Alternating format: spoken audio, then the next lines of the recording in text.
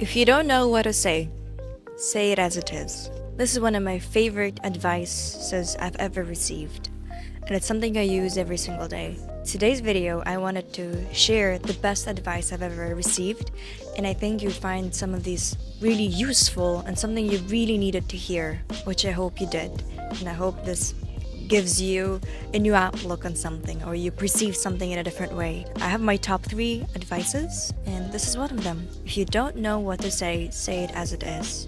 Something I use every day, and that is because every single time you hesitate, it can be anything. It could be a text message, it can be an email, it can be talking to a friend, and as soon as you start hesitating and overthinking on how you should start, what should you say, if you start drafting ideas, stop in your tracks and literally sit with yourself for a second and just ask yourself, what do I say? And say exactly what comes to your head at that moment, because that is exactly it. We sometimes just overcomplicate things when things are so simple. As soon as you start trying to put something into words, it kind of derails you and tries to make you go in circles, trying to over-describe and not get to the point. But just say it exactly how you feel, exactly what's in your mind. And that is so helpful, because as soon as for example, the most practical thing I use, even for work, as soon as I don't know what to say or what do I want to say, I'm like, okay, say it as it is. Don't try and put it into a specific format. Don't try. Less trying, more doing. Just be simple. Just get your point across.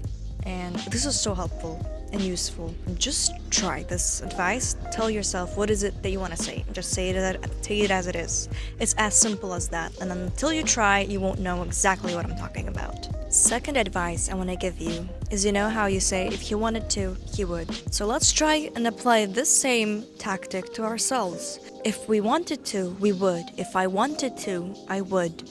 And that goes for anything, something that you really want, and you tell yourself, or you have so many excuses or, reasonings why you're not doing something.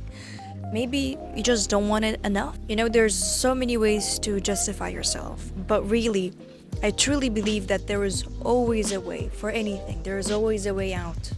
And there's always a way of getting as creative as you can possibly be to achieve what you want, or even make a step forward, It doesn't have to be like you want to start a business and you don't have all the resources. You can start and do something towards it, which will eventually lead you to that. But you've already started. So you kind of started working on your dream. So if you really wanted to, you would, and you apply this to any part of your aspect of your life. It could be about working out, changing your lifestyle habit, eating more wholesomely. It's applicable to anything and everything. But, before judging others, let's just be honest with ourselves. And if you want something, truly you want something, then you will find a way to achieve it, or just to get started. Because trust me, speaking from my own experience, starting something is the hardest thing and the hardest part. It's not even the outcome. So as long as you start, as soon as you start, you can consider the hardest part being over and done with. And from then on, it's just gets so much better and so much easier. And the last advice I can give you, and that is something I'm still working on myself, is to do the best you can in a given moment. For example, I am a perfectionist, and at times I used to, and that's something I'm working on myself, it's overexhaust myself at times, and even if I don't have the energy, I will still try and push myself to get it done. In the long term, it is so harmful. Short term, yeah, maybe I did something, but overall, that is so bad in the sense that it leaves me in the negative energy. So I'm learning to, and I advise you to do the best you can in the given moment. So if you have to do something, you have to assess your feeling.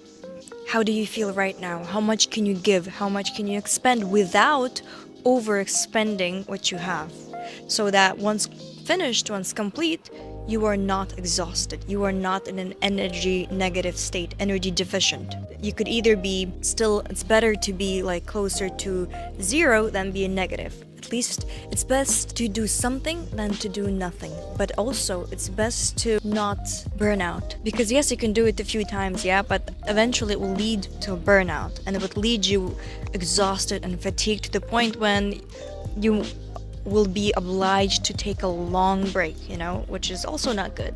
So it's best to find balance, and at times this balance can really fight with your thoughts and your mind patterns, because you think you can do better, you can do better, and of course you could do better, but be kind to yourself, be nurturing to yourself, don't overexhaust yourself, because staying in this balanced state is long term so much more healthier, will lead to better results, and will get you further. And these are my top 3 tips that I live by, and the last one is something I'm working on every single day because it's something I struggle with. I'm sure a lot of people do too, especially if you're someone like an overachiever, if you're a perfectionist and you have to have everything perfect and complete. I do understand that, but sometimes it can be at our own expense. So let's be kinder to ourselves. I hope you take away something from this video. I will love you and leave you here.